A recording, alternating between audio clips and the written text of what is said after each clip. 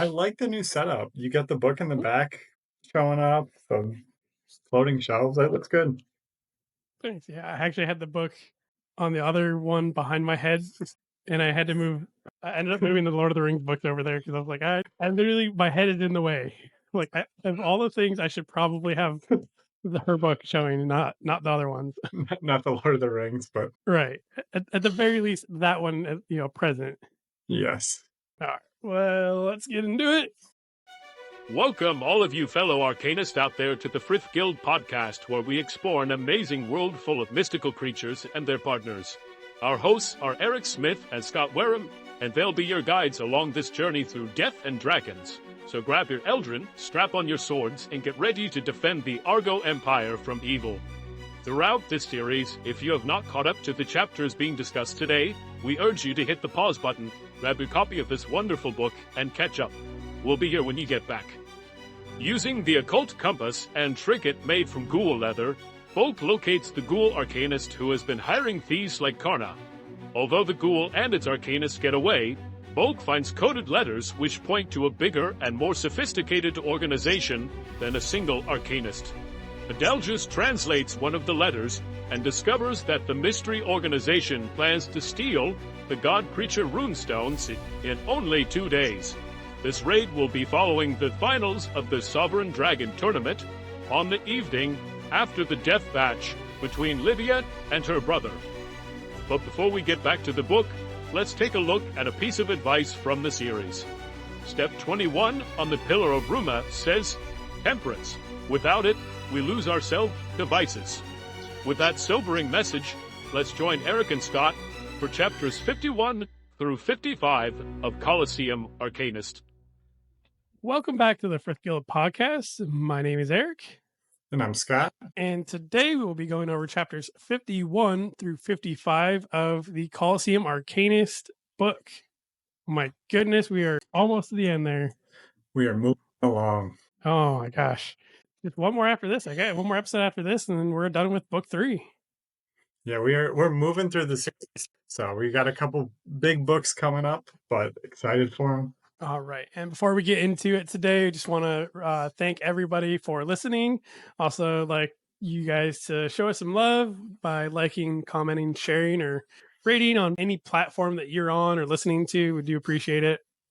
And we do also want to mention that the Frith Chronicles wiki link is in the description, along with the link for the Capital Station Discord server. And I do want to say that there looks like there's been some overhauling on the the Frith Chronicles wiki page.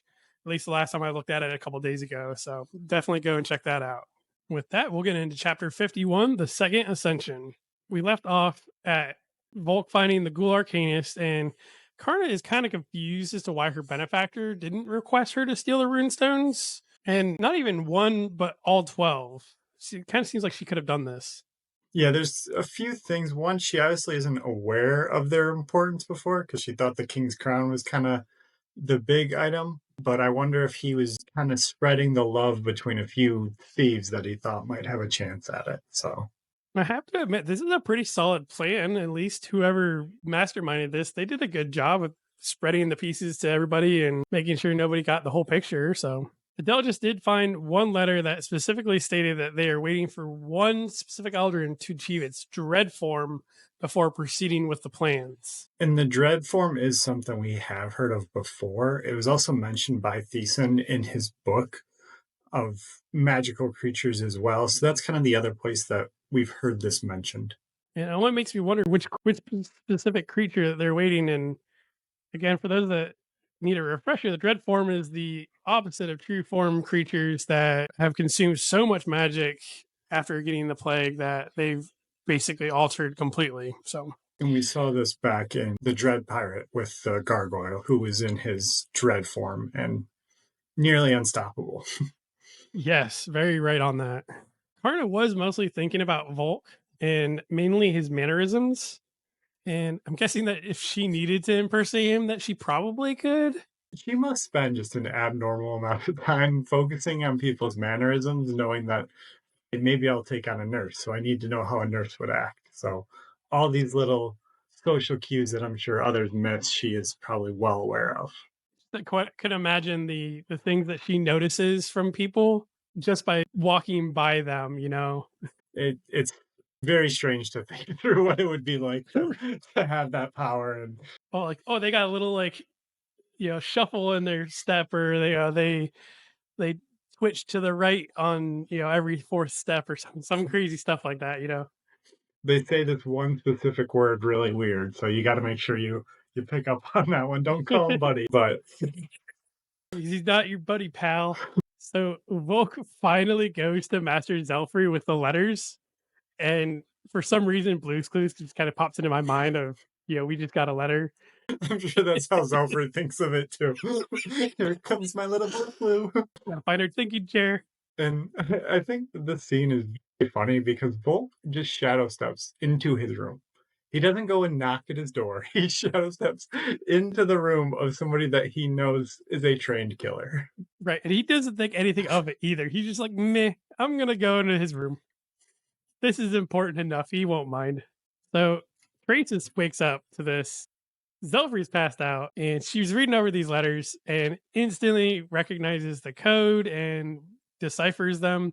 So she does go wake up Zelfree, and she does it in the most cat-esque way possible by sinking her claws into his thigh and waking him up.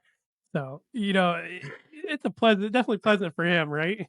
Yes, if you have a cat, I'm sure you've felt this before. And something else that kind of recently popped into my mind is, I wonder if Traces is a polydactyl cat, where she has more than 5 toes. She might be.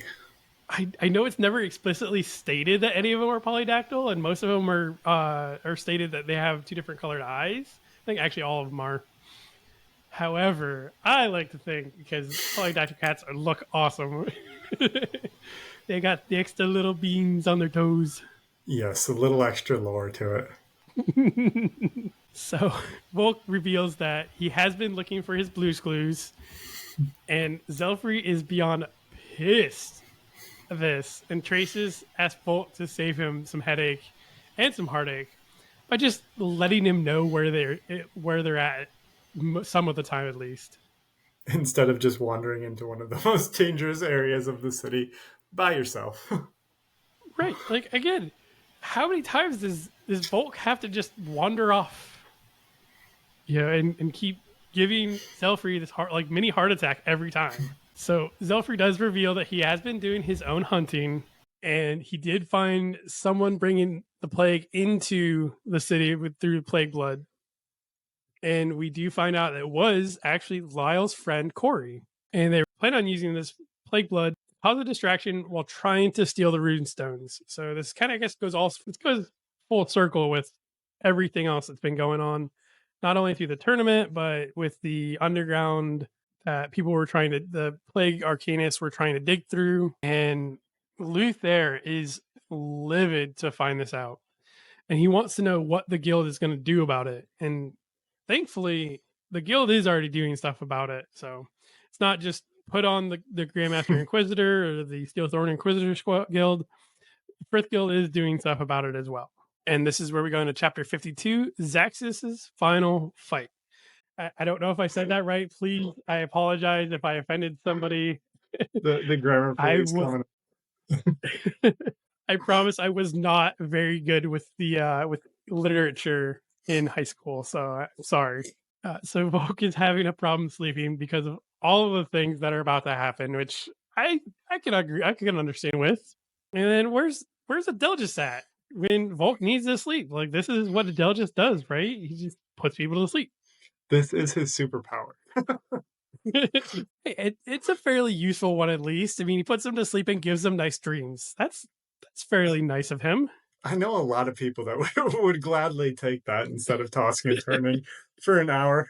I don't know. I'm pretty quick about falling asleep. When I'm myself to fall asleep, I'm pretty much out like a light. There's a lot of me that is used to, oh, it's a concrete floor. Let me stretch out, get comfy. It is a very handy talent.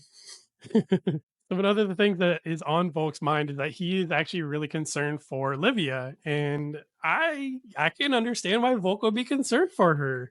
The Not pretty just lady. because exactly, she's a pretty lady. I mean, it's a 3-way tie right now for who he wants. So I feel like Volke could have anybody at this point. The Queen and the Steelthorn Inquisitors Guild were informed and are on high alert of this. Thanks to Volke and Zelfree getting this information to them.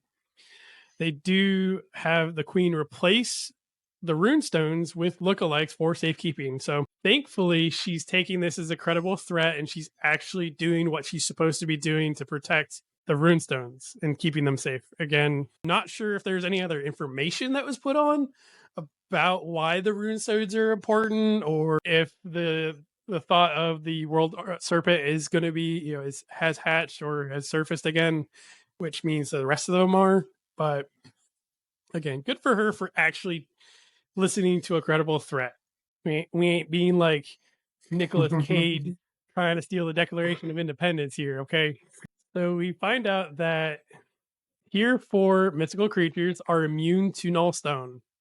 And this is something we need to keep in mind because King Basilisk, that were all massacred in the bottom of the dungeon, were actually immune to it, along with the dragons. And reading through the bestiary, he does learn that the King Basilisk and the Reaper are able to actually make it to Tier 4.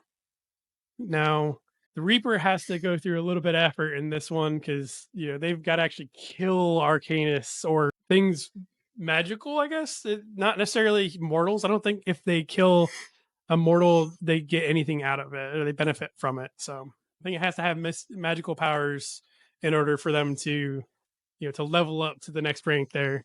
So I guess in theory, a tier 4 Reaper probably would be immune to the nullstone effects as well. So Adelgis is looking more like himself after a few days of good sleep and getting some food in him. And Volke kind of notices that Adelgis isn't looking like a vagabond anymore. And I'm fairly certain that Adelgis is probably like, thanks, Volke, for thinking that I'm not a vagabond anymore. It's also funny because it's amazing what happens when you don't have your soul getting eaten out of you. A few days makes a big difference. You having a parasite stuck to your side for 4 years and some change, and it just being like, no. Sorry.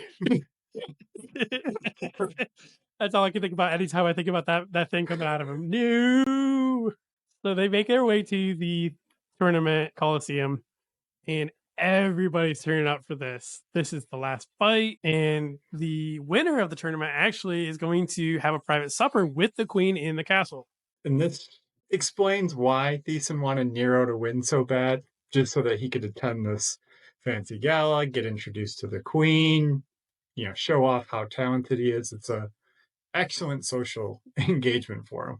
I think there might be also something else going on there, because I think that Niro was sitting in the Queen's box with Lyvia and Rishan and the Queen at some point during the tournament. So he was earlier. That's a good point. So there's a lot of intermingling going on there.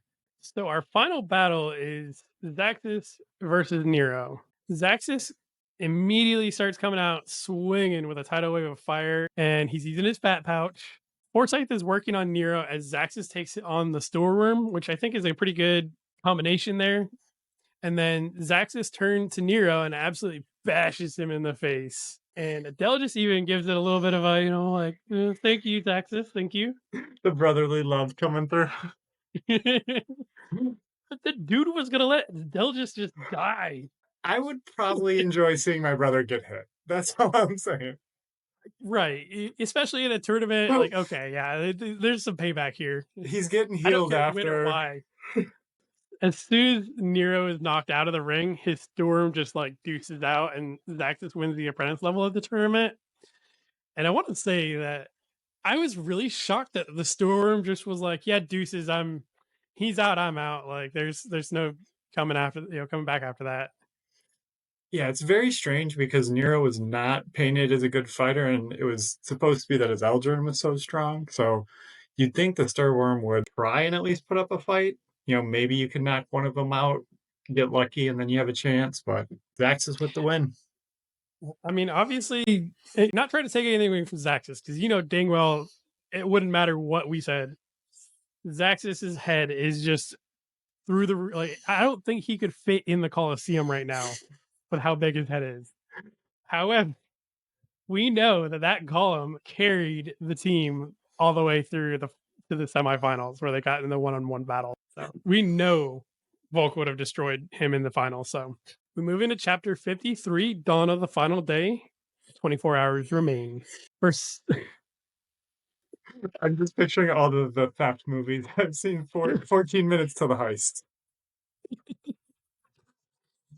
oh, are you thinking about those? I just pictured Clock Tower, in the background. Even better. So Vercingetorix flies down with the queen to congratulate Zaxis, and the guild is gonna go drinking to their ancestors and make them proud with song, drink, and food. I wish my ancestors were proud of my drunken singing and dancing. Like, I would feel a whole lot better about it if that were the case. Feel like it would be a bit more socially acceptable at that point. Yes. No, this one's for my ancestors. Yeah. Pour one out. Pour one out for them. Give them a little Katy Perry, I came in like a wrecking ball. Exactly. So Volke is being the sober one of the group, I guess, and he can't afford to get distracted, which I can sort of get behind, but at the same time, like, come on, man, you gotta let your hair down at some point. Like, everybody's having a good time. Granted, Zelfree's kind of sipping in the corner by himself, but I feel like that's more so just he doesn't want to get too riled up, especially with Zaxis being in there. Those redheads, Zaxis be breaking hearts up in there, not dancing with all these other women coming up to him because he's got a starfish. So loyal. So loyal. And this is one hella fancy pub because everybody's getting wasted tonight except for Volke and Zelfree.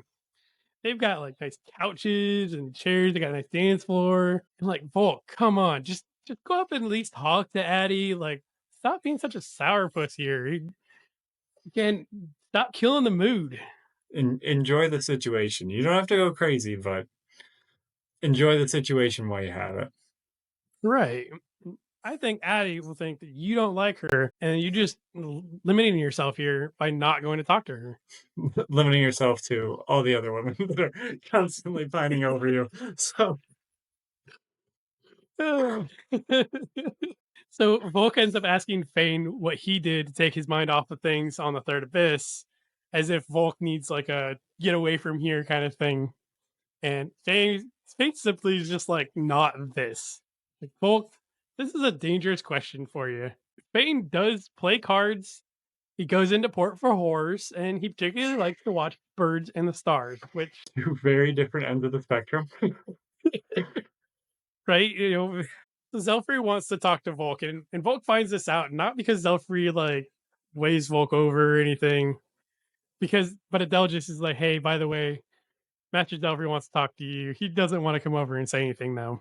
I love this because Zelfree is basically like, Volke, you're getting graduated to babysitters and to make sure that your peers don't do anything too crazy. That's the position everyone desires, the position of power. This is why you gotta start drinking. You can't be the babysitter if you're drinking. No. If you're the most wasted, nobody asks you to take care of people. No. It's just like, drinking 101. Zaxis comes over sloshed and brings drinks to the three of them. And he's basically bringing these 3 drinks over so that they can toast his victory. Bold move. Like, take your success. I get it. Bold move. Hey, Zaxis don't care right now. He's on cloud 9. He is. Again, the fact that he's able to fit his head into that pub. So Zaxis is talking to Volke and basically saying that Zaxis is willing to train shirtless for a few days to say thanks to Zelfree. And Zelfree almost dies choking on his wine by this comment because I bet Zelfree was kind of like, ooh, I wouldn't mind that. It's the audacity to offer up your body as a piece of eye candy. I mean, for Zaxis, this is a pretty significant thing for him, given Zelfree what he probably wants. Yes, he's Or at least what we think he accepting. wants. Yeah. He's trying to be inclusive. Volke is up early and he wants to go and try to speak with Lyvia the following morning. And I can only imagine Zelfree's heading over, Zaxis is heading over, and everybody else's. So they're probably they probably partied on well into the night. And Volke is probably pretty happy he didn't drink too much. But he does go over to speak with Lyvia, and Lythera goes into the castle to request an audience with her. And just so happens in passing, Eviana is actually on her way with her guards to go collect Volke to take him to the Coliseum to speak with Lyvia. And that brings us into chapter 54. Only one will survive. So Volke making his way into the arena, he shadow steps through the gates to enter. He acts like it's nothing. No worries, just breaking and entering. I know everybody's supposed to wait in an orderly line outside, but don't mind me because I can shadow step. It's just another Tuesday, Yep.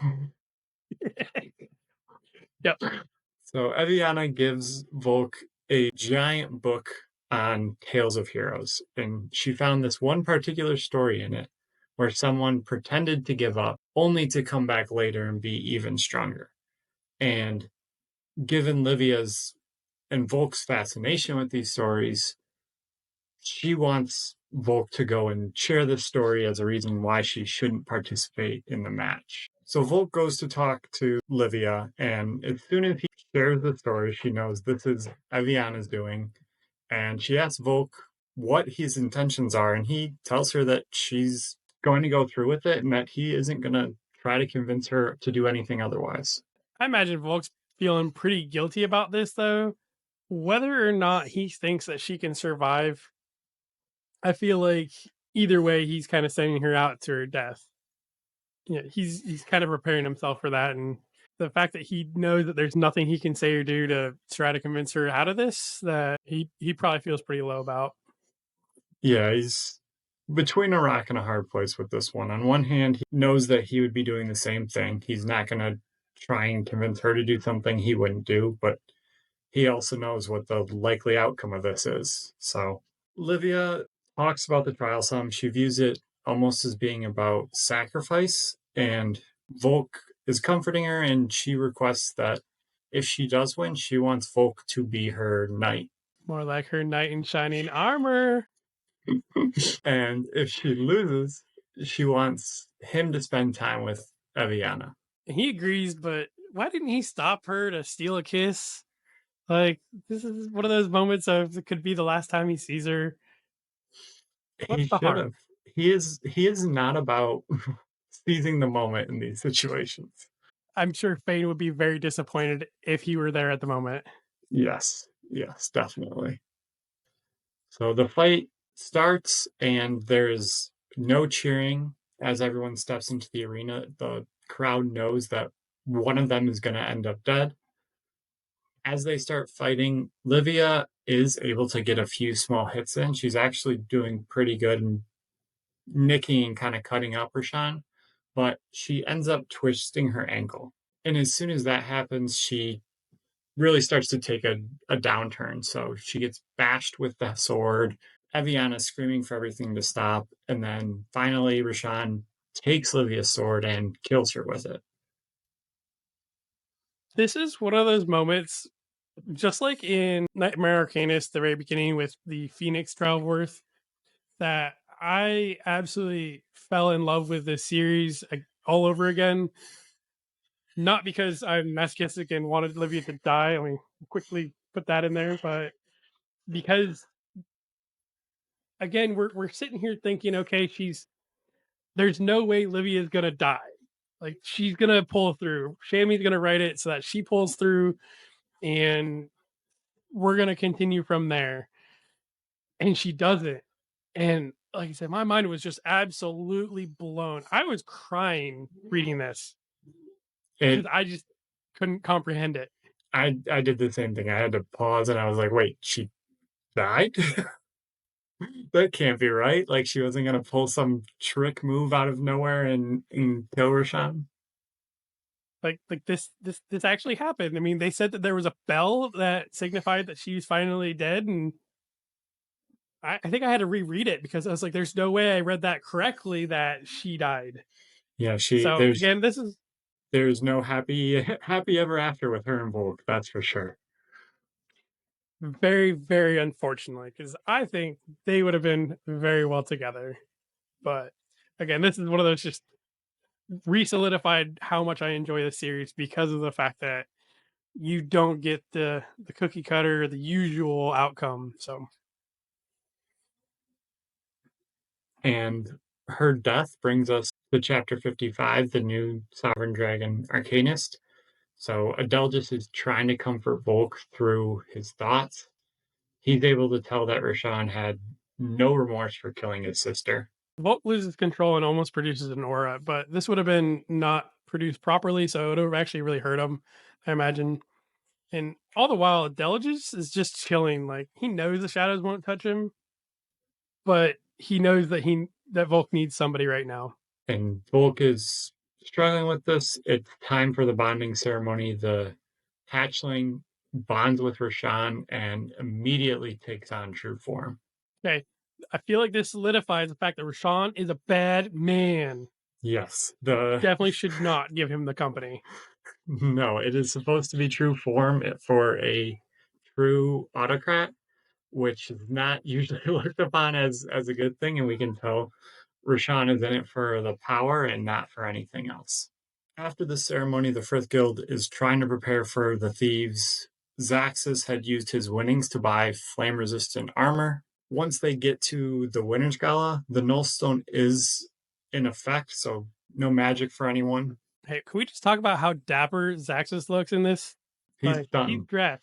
Yes, he is to the nines. He went all out for it. So at the gala, Eventide and Gilly are also going there, and everyone is on patrol at the castle. They're walking the grounds. There's extra security there as well. Zelfree suggests that they all get drinks. I thought that was kind of an odd time to be like, hey, let's get some drinks while we're trying to protect the castle for the runestones from being stolen, but he actually meant afterwards, not necessarily this at this point. But he's trying to introduce Volke to his way of handling grief. He understands what Volke went through there. Yes, there's a lot of emotion to process, and that's always been how Zelfree has handled it. So as the gala is going on, the nullstone randomly turns off. Zelfree tells Volke to go to the throne room since he can shadow step his way up there. I don't know why Zelfree didn't also go. He could have mimicked Volke and also shadow stepped on there, but maybe he wanted to stay on the ground with the rest of the guild. This is one of those points where I'm very, very confused on, because I would have imagined, and we just follow Volke up to the throne room and Zelfree's on the ground. That's like literally where the chapter ends. Thank you, Shammy, for making us have to read the last 10 chapters of this book in one sitting, because heaven forbid I put this book down at this point, because that's not going to happen now. No. Unfortunately, you're going to have to wait a week for the last 5 chapters. So I can't tell you how many times it's been like 1 o'clock in the morning and I'm at the last 10 chapters and I'm like, do I risk it or do I just put it down for now? Because I know dang well if I start these and it's not going to stop. Yes. Can I go to sleep while thinking about how this is going to end? So yeah, there's multiple times where I'm like, okay, we're just putting a pause on this because we're not going to be able to go to bed tonight. So that ends where chapter 55 ends, and moving to our B series section, we're actually all caught up with everybody that we have covered, or all the mystical creatures that have been covered in this book so far. So we don't have any new ones to talk about. The first for this book, I think. Right, or yeah.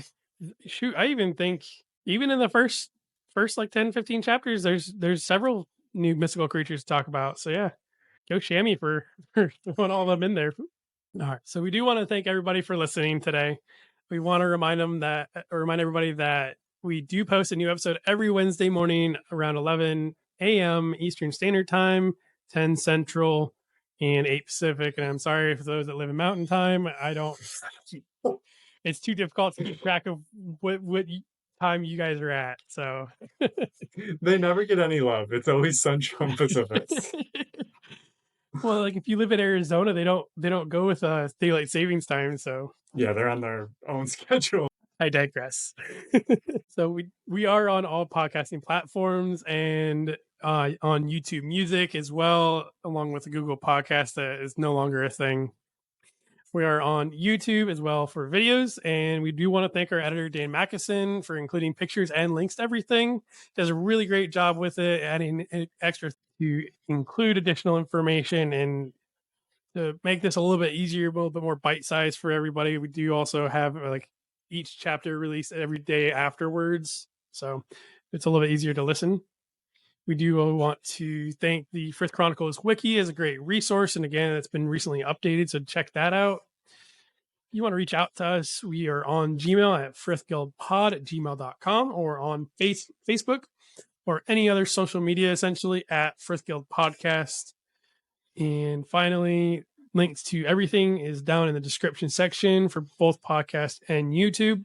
In 2 weeks from this podcast posting will be the interview with John Stovall, which is Shammy's husband. He's his own author and has his own series that we're going to talk to him about, along with kind of being there, seeing Shammy work on the series as well. So, Scott, did you have anything else you'd like to add today?